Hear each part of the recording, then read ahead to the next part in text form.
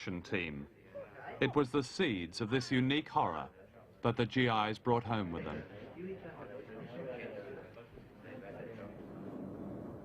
Most of the Agent Orange was made here in Michigan by the Dow Chemical Company, best known for napalm. The company is being sued for billions of dollars compensation by veterans.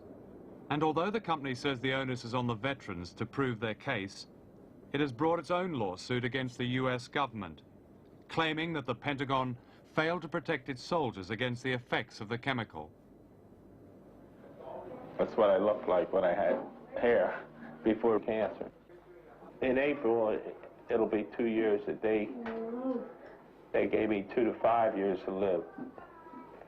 And, you know, I eventually end up paralyzed and blind. And they projected neurological regression till death.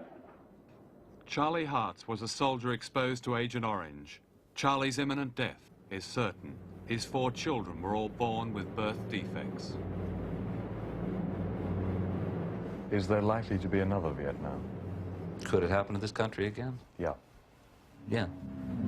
You ask Americans today, what defines our foreign policy? When is it that we're going to draw the line? And you're going to get a different response from everybody you talk to. If we don't know where we're going, is it any wonder that our allies, as well as our potential adversaries, are confused and with their confusion nervous? This book is a collection of New York Times front pages which trace the American involvement in Vietnam, and reading it now is an eerie experience.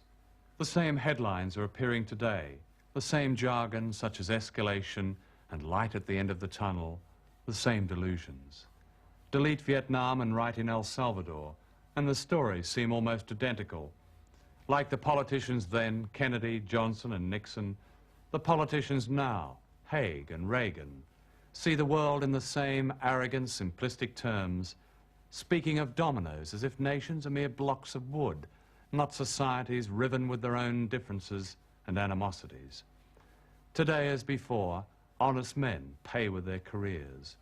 The American ambassador to El Salvador, Robert White, has said that the war in that country is caused by social injustice, and the real terrorists are the regime backed by Mr. Reagan and Mr. Haig, and supported, of course, by the British government. The security forces in El Salvador have been responsible for the deaths of thousands and thousands of young people, and they've executed them just on the mere suspicion that they are leftists or sympathize with leftists. Are we really going to send military advisors in there to